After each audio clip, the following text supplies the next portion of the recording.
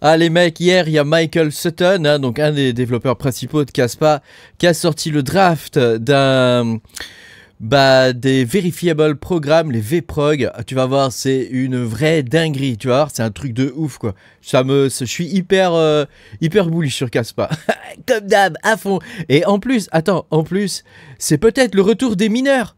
Ah ouais, c'est peut-être le retour des vrais mineurs, hein, pas ceux avec des ASIC et des choses comme ça. C'est peut-être le retour des vrais mineurs. Pense à mettre un petit pouce bleu, à t'abonner à la chaîne si t'es pas abonné. Voilà, je te rappelle que tu peux me soutenir en allant sur patreon.com/makertronic. Tu auras mes vidéos exclusives, l'accès à mon Discord et tout ça. Voilà, sachant que moi je suis mineur de crypto-monnaie, hein, donc je parle principalement de minage hein, sur mon Patreon. Donc tu vois, c'est plutôt axé sur la recherche de nouveaux coins, de choses comme ça et de nouveaux projets comme Caspa, tu vois, que j'avais trouvé il y a très longtemps là. Au tout début de Caspa, hein, il y avait même pas, on n'était même pas un Tera, H à l'époque en termes de difficulté de réseau quoi. Hein, de hashrate, encore pire, de hashrate. On n'était même pas un Tera H à l'époque. Et on minait avec les processeurs, hein, Caspa au tout début. Hein. Alors, autre chose, je ne suis pas conseiller financier, donc rappelle-toi que si tu veux des conseils financiers et tout, tu trouveras sûrement d'autres chaînes avec des vrais conseillers financiers. Moi, je ne suis pas conseiller financier, donc voilà, ne viens pas ici pour trouver des conseils financiers ou je ne sais quoi, moi je ne fais pas ce genre de choses. Alors c'est un truc incroyable qu'il a publié hier. Alors tu sais, moi il y a un projet qui s'appelle, qui s'appelait Alphabill. Que je vous ai présenté il n'y a pas très longtemps, qui s'appelle Unicity maintenant, qui a été renommé et qui permet de lancer des programmes off-chain et de faire tout ce qui est transactions, etc. directement sur la blockchain. Alors c'est un modèle que j'aime bien, c'est un modèle que j'aime beaucoup même, et alors, grosse dinguerie, Caspa va nous sortir un peu la même chose, mais en top level quoi, tu vois, Caspa-like, hein, tu vois, t'as les trucs, t'as les blockchains de base, tu vois, puis t'as Caspa qui est vraiment très au-dessus du lot. Alors je vais t'expliquer un peu comment tout ça fonctionne, hein. Donc l'idée, donc ça c'est ce que tu vois là, c'est le yellow paper, donc il n'est pas encore white, hein. Donc c'est un draft, ça veut dire que c'est un brouillon, hein. C'est un brouillon pour l'instant. Bon alors moi j'aimerais bien faire des brouillons de cette qualité, comment te dire. Mes brouillons ne sont pas comme ça, mes brouillons c'est plutôt vraiment très brouillon, hein. Alors, abstract, tu vois, c'est ici où il t'explique grosso modo le fonctionnement du truc, hein. Donc ce sont des programmes qui sont vérifiables et qui vont fonctionner off-chain, c'est-à-dire en dehors de la blockchain, mais quand ils auront des opérations à faire au niveau de la blockchain, des transactions, des choses comme ça, la connexion par exemple à un compte, tout ça va se faire on-chain avec les ZK Proof. Hein. Donc l'idée c'est d'avoir des programmes qui sont vérifiables, des programmes qui peuvent communiquer entre eux, parce que tu peux avoir de multiples petits programmes qui peuvent tous communiquer entre eux. Alors tu vois, il y a des gaz et des choses comme ça, je vais t'expliquer tout ça après. Alors, parce qu'on va le balayer le truc, hein, tu vois, il y a le scope gas, etc. Hein, donc on va le balayer. Alors je me suis fait des notes, hein, donc si tu vois que je regarde par là, c'est normal, je lis mes notes, hein, parce que là, comment te dire, je peux pas tout emmagasiner le matin comme ça, trop dur. Donc alors attends. Chaque petit programme, du coup, il fonctionne de façon autonome, il est automatique, hein, si tu veux, et il est autonome. Hein. Donc c'est un peu des smart contracts, hein, mais ça s'appelle différemment, ça s'appelle des VProg, et les smart contracts, ça fonctionne que on-chain. Là, ça peut fonctionner off-chain. Donc c'est vraiment une grosse nouveauté parce que ça permet d'économiser énormément de ressources au niveau du réseau. Et je pense qu'on va se diriger vers des architectures comme ça pour les blockchains modernes. Hein. Alors les objectifs principaux de ça, des VProg, hein, c'est premièrement d'améliorer la couche Layer 1 de Caspa.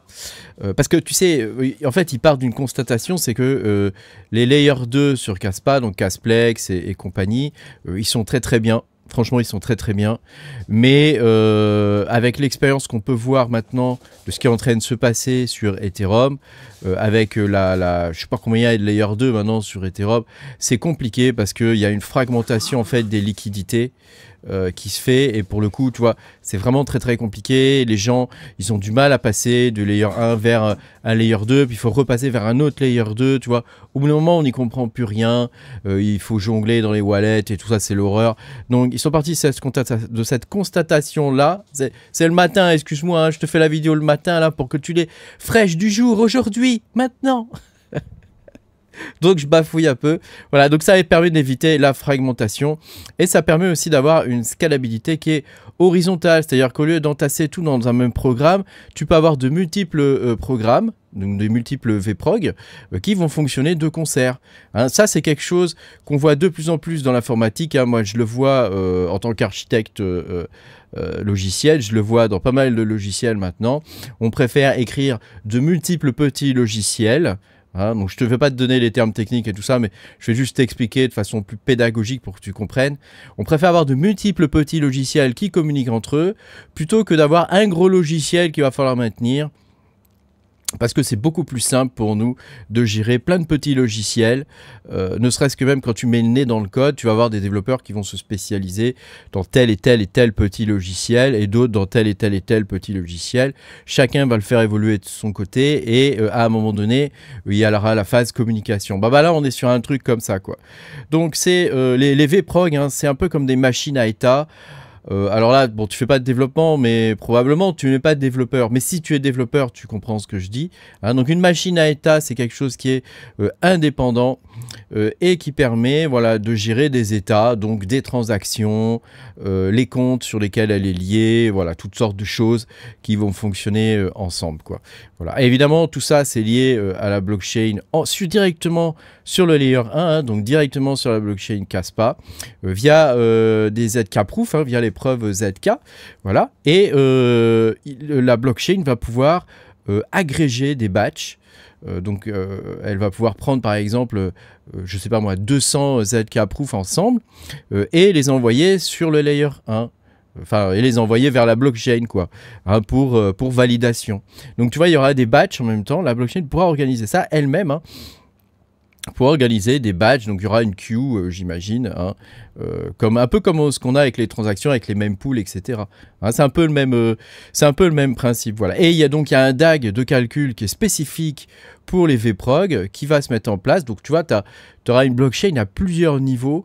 Vraiment, on rentre dans un niveau de complexité avec Kaspa qui est je veux dire, c'est assez jouissif quand même. Alors bon, c'est vrai que ça peut être compliqué pour des gens voilà, qui sont pas du milieu, voilà. Mais c'est quand même assez jouissif. Ça te permet vraiment de voir l'évolution vraiment de logiciels sur Kaspa. C'est absolument incroyable. Donc tu as un DAG de calcul, je reprends. Tu as un DAG de calcul donc qui va faire un mappage, qui va grapher tout ça. Hein, parce que le DAG, c'est Directed Acyclic Graph. Donc il va grapher tout ça, toutes ces transactions, entre guillemets, hein, et donc il va les valider. Hein. Bon, si elles sont validables, évidemment. Si elles sont fausses ou si elles ne sont pas validables, il va les rejeter. Donc du coup, tu vois, tu as comme une sorte de blockchain secondaire qui va tourner sur la blockchain primaire. Mais tout ça, ça reste quand même sur la blockchain, sur le layer 1. Hein. Et donc, du coup, il va y avoir des frais de gaz. Hein, des frais de gaz pour les applications, comme on avait, ou comme on a toujours hein, sur Ethereum. Hein. Je me rappelle, quand on minait de l'Ethereum, hein, à certains moments, tu avais sur Uniswap énormément de transactions et on avait des blocs qu'on minait qui étaient bien gras. Hein. Nous, on appelait ça des blocs bien gras. Et ouais, on avait des blocs, tu vois, juste ce bloc, ça nous faisait 20 balles. Hein, à chacun, hein, et on était des millions de mineurs. Hein, donc, tu vois, il y avait des blocs vraiment bien gras, quoi. Donc, tu vas avoir des frais de gaz. Donc, ça, qui va miner ces frais de gaz? Qui va miner ces frais de gaz? Ça ne sera pas les ASIC cette fois, hein, je pense. Hein. Et il va y avoir des scopes gaz. Alors, attends, je lis le truc. Mesure d'impact d'un vprog sur les autres pour éviter les abus. Ah ouais, voilà, scope gaz. Donc, tu vois, ils en parlent là, ici, là, les scopes gaz à la page 6. Donc, chaque vprog va être surveillé. Et pour le coup, les vprog, bah, s'ils commencent à abuser, etc., tu vois, ils vont devoir tenir dans un certain scope. Parce que s'ils abusent, ils vont devoir payer plus de frais, tu vois, des choses comme ça. Donc bon, voilà, il y a toutes sortes de mécanismes qui vont se mettre en place. Voilà. Alors donc, tout ça, ça va fonctionner grâce à qui? Hein, grâce au Covenant. Hein, donc il le précise ici, les vprog Covenant. Hein, donc ça, ce sont des prouveurs. Donc ça sera probablement des serveurs hein, qui vont fonctionner entre elles. Donc là, on est un peu sur quelque chose, pas de centralisé, parce que c'est des nodes en fait, hein, des nodes secondaires qui vont fonctionner et qui vont permettre de collaborer pour vérifier tout ce qui est application, batch, etc. Voilà. Et puis, tu vas avoir les prouveurs. Je sais pas comment on peut dire, les vprog. Alors, je sais plus où ils en parlent, les prouveurs. Bref, ils en parlent. Donc tu vas avoir les prouveurs qui vont pouvoir prouver les transactions. Donc là, c'est du minage, quoi. Ça, c'est du minage. C'est du minage, c'est pour nous. C'est pour nous, les mineurs. Oui, oui, oui, oui. Nous voulons miner ça. Alors évidemment, les VProg, ils fonctionnent de manière totalement autonome et souverain. C'est-à-dire que si jamais il y a un VProg qui plante ou qui est mal développé ou un truc comme ça, il va pas faire planter tous les autres, quoi. Tu vois, il plante tout seul dans son coin. Voilà, il y aura sûrement un mécanisme qui permettra de le relancer, mais voilà, il va pas venir pourrir tous les autres, quoi. Y compris s'il fonctionne en lot, quoi. Tu vois, s'il y en a plusieurs qui communiquent entre eux. Voilà. Donc un exemple simple. On pourrait imaginer par exemple des DEX qui fonctionnent de façon décentralisée et qui auraient de multiples programmes. Par exemple, on pourrait avoir l'USK, comme l'USDK, pardon, comme l'US dollar, mais pour Kaspa, l'USDK, voilà, qui fonctionnerait avec plusieurs VProg. Donc il y aura par exemple un DEX, un Oracle. Ça serait un autre VProg, un émetteur de stablecoin, tu vois, voilà, il y aurait de multiples VProg qui tourneraient ensemble. Chacun de ces VProg-là pourrait être décomposé aussi en de multiples autres VProg. Et donc tout ça fonctionne évidemment sans rollup. Parce que c'est quand même bien que ça fonctionne sans rollup, hein, parce que mine de rien, le rollup c'est un peu comme un patch sur Ethereum, quoi. Hein. Donc ça fonctionne sans rollup, ça serait évidemment hyper flexible pour les devs, hein, puisqu'on fonctionne avec les preuves ZK. Donc pour le coup, les ZK, c'est un peu comme un ticket de caisse, tu vois.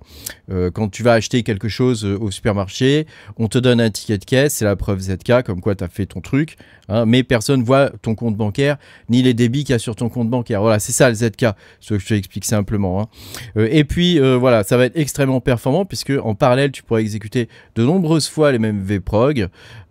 Voilà. Et puis, tu auras des coûts prévisibles pour les développeurs. Donc, tu n'auras pas ce qu'on pouvait avoir, par exemple, sur Ethereum, les blocs bien gras. Hein, tu auras des coûts prévisibles. Ça, c'est quelque chose d'essentiel sur une blockchain, hein, de pouvoir prévoir combien tu vas dépenser avec tel programme, etc. Parce que, évidemment, tu utilises une infrastructure, mais si derrière, tu as des coûts monstrueux, faramineux, bon, ça n'a aucun intérêt, quoi. Hein, ça n'a vraiment aucun intérêt, quoi. Et c'est agnostique, hein, dans le sens où, voilà, c'est compatible avec pas mal d'outils. Enfin, ça serait... Ça n'existe pas, hein, mais ça pourrait être compatible avec pas mal d'outils. Alors, le langage pour développer ces VProg, je ne le connais pas. Je ne sais pas voilà, comment ça pourrait fonctionner, mais c'est vraiment un banger parce que ça va utiliser quand même la vitesse de Kaspa qui est quand même extrêmement rapide, hein, 10 blocs par seconde à l'heure actuelle, sachant que ça montera un jour probablement à 100 blocs par seconde. Hein, donc c'est extrêmement rapide. Ils ont un protocole de healing. Tu sais, en DAG, il faut pouvoir récupérer les blocs perdus. Parce que c'est le problème des DAG. Hein, et donc Kaspa, ils ont réussi un tour de force incroyable, hein, là-dessus. Hein. Donc après, bon, on verra plus tard, hein, ce que ça donnera. Mais voilà, c'est une blockchain qui est extrêmement rapide. Actuellement, c'est peut-être même la plus rapide au monde.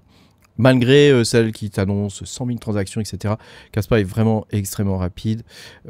Voilà. Il y a une sécurité avec les ZK.